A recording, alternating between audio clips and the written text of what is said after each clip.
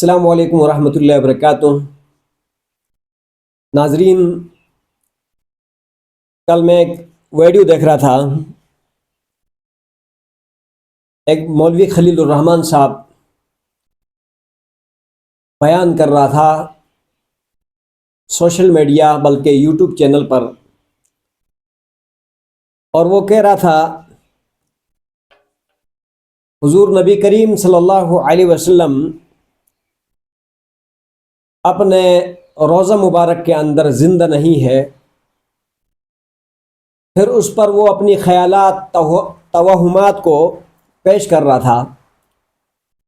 کہ اگر نبی علیہ السلام زندہ ہوتے تو صحابہ کو اٹھا کر قبر میں لے جانے کی کیا ضرورت تھی، یا یہ ہے کہ وہ زندہ ہوتے ہیں تو اس کو قبر میں ڈال کے اوپر سے بند کرنے کی کیا ضرورت تھی، اور پھر وہ اگر زندہ ہوتے تو یہ مسائل، یہ کہانیاں ساری دین کے اندر جتنے چیزوں میں اختلاف ہوا ہے ہم لوگوں سے کیوں پوچھتے؟ وہ سامنے آ جاتا تو ہم اس سے پوچھ لیتے۔ یا اسی طرح اگر وہ زندہ ہوتا تو اس کا روزہ ادھر مدینے میں کیوں ہوتا کہ وہ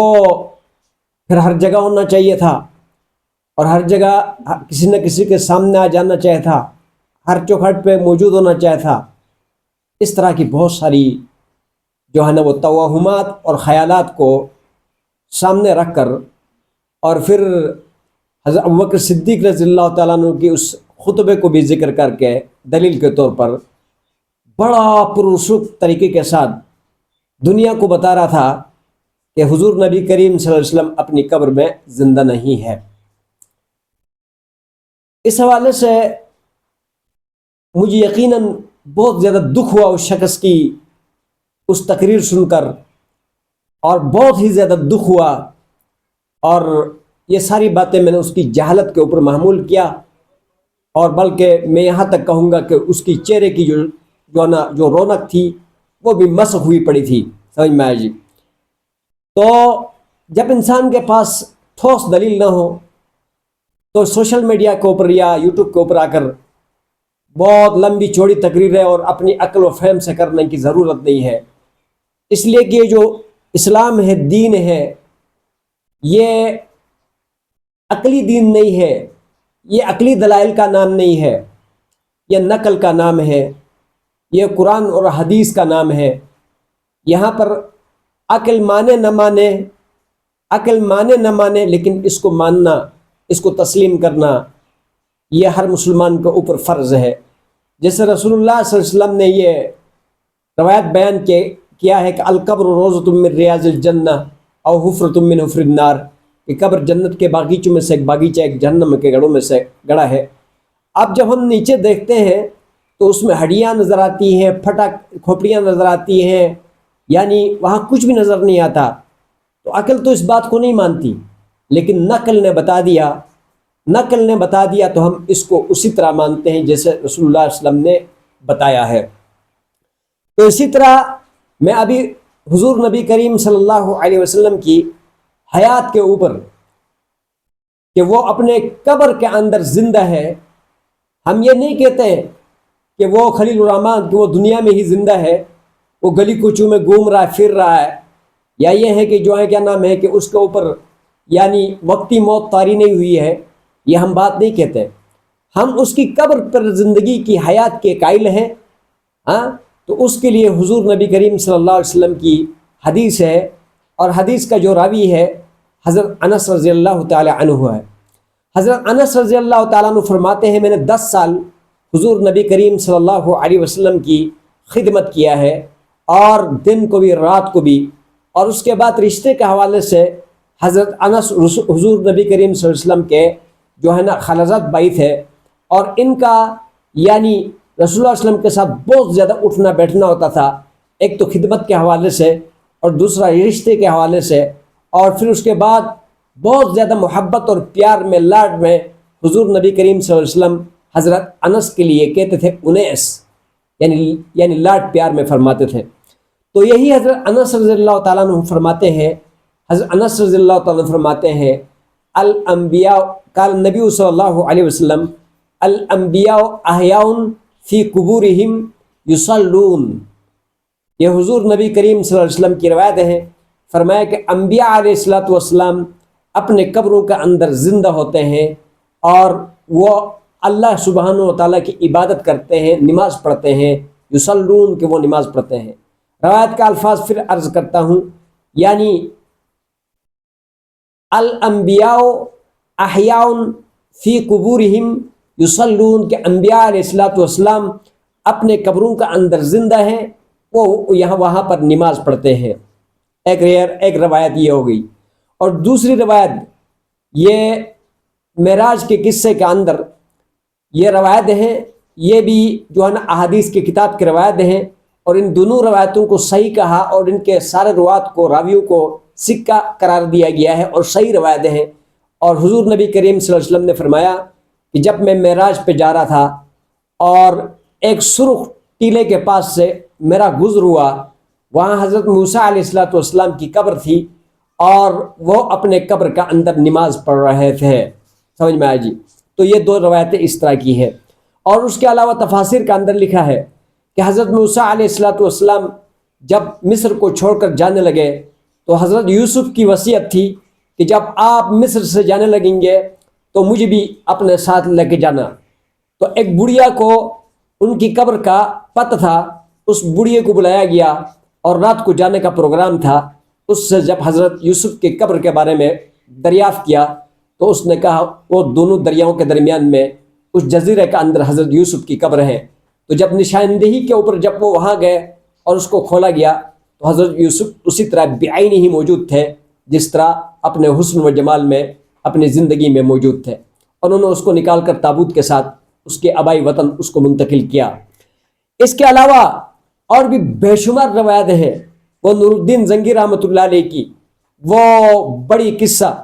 جس کو عیسائی حضور نبی کریم صلی اللہ علیہ وسلم کو نکالنے کے پلاننگ میں تھے، اور میں ایک الگ جو ہے نا اس کا ویڈیو بناؤں گا انشاءاللہ اس پوری قصے کا۔ لیکن یہ ہے کہ حضور نبی کریم صلی اللہ علیہ وسلم نور الدین زنگی کو خواب میں آیا کہ دو کتے مجھے کاٹنے کے لیے بالکل قریب پہنچے ہیں، آپ پلیز میری حفاظت کیجئے۔ تو نور الدین زنگی نے یعنی آیا اور ان کی جو سوراخ معلوم کیا۔ تو اس کے علاوہ میرے پاس ابھی ہزاروں دلیلیں یعنی حضور نبی کریم صلی اللہ علیہ وسلم کی یعنی قبر پر حیات کے موجود ہیں۔ اور میں ابھی آپ کو یعنی شیخ زکریا رحمۃ اللہ علیہ جو اس وقت جنت البقیع کا اندر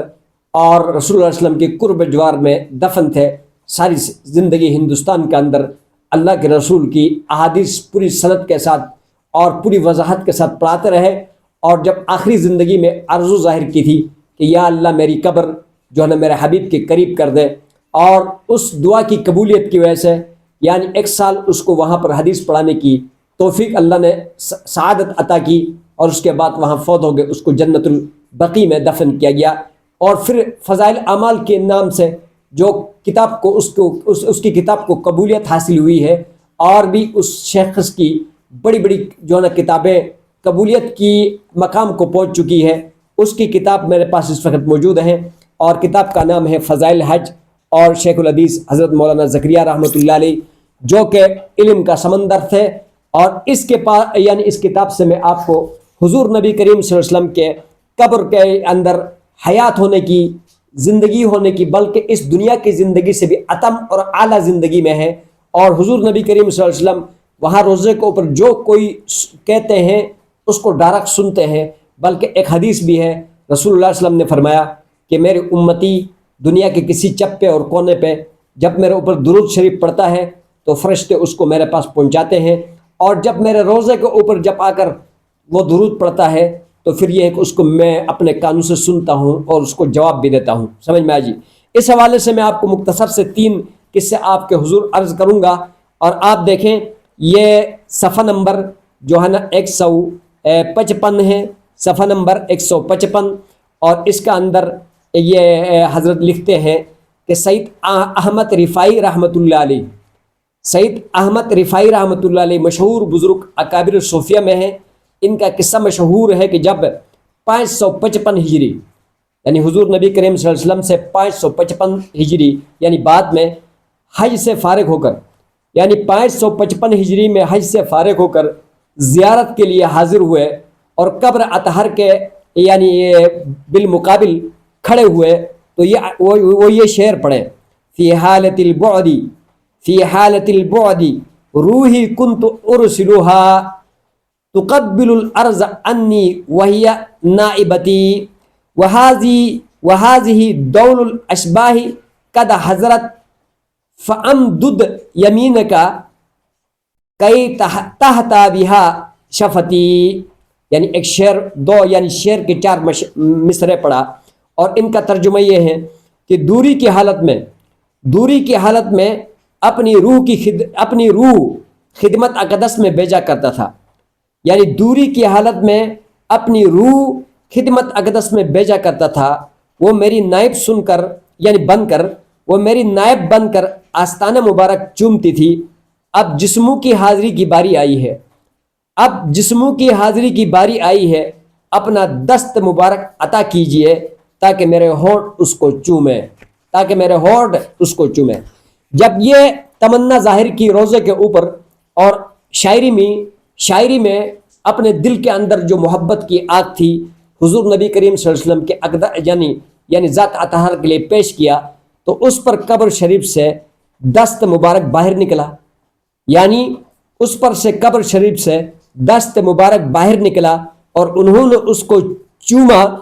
الحاوی کتاب کا نام ہے للسیوطی رحمۃ اللہ علیہ کا. سمجھ میں آجی. کہا جاتا ہے کہ اس وقت تقریباً 90,000 کا مجمع یعنی 90,000 کا مجمع مسجد نبوی صلی اللہ علیہ وسلم میں تھا، جنہوں نے اس واقعے کو دیکھا اور حضور صلی اللہ علیہ وسلم کے دست مبارک کی زیارت کی، جن میں حضرت محبوب سبحانی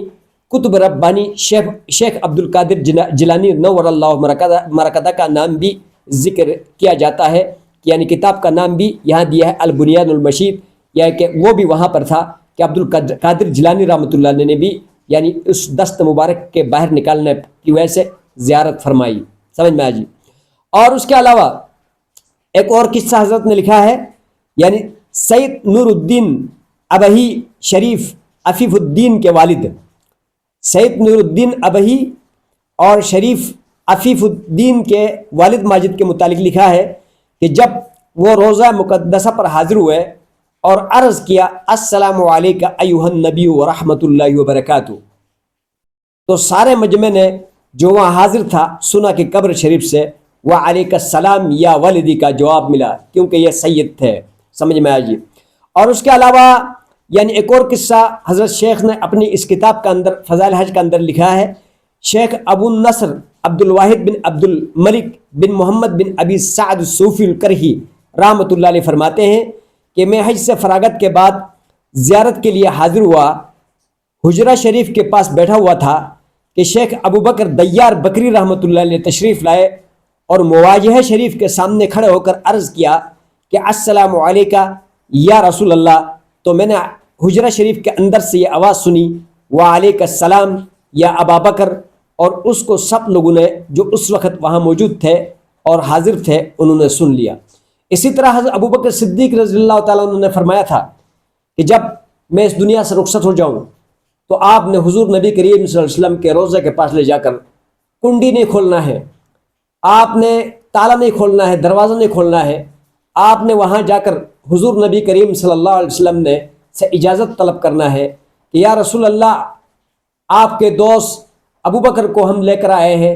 تو کیا آپ کے پہلو میں اس کو دفن کرنے کی اجازت ہے؟ تو اگر دروازہ کھلتا ہے اور جواب ملتا ہے تو پھر آپ نے مجھے لے جانا اندر، اگر دروازہ نہیں کھلتا ہے تو فرمایا کہ جو ہے نا مجھے اندر نہیں لے جانا.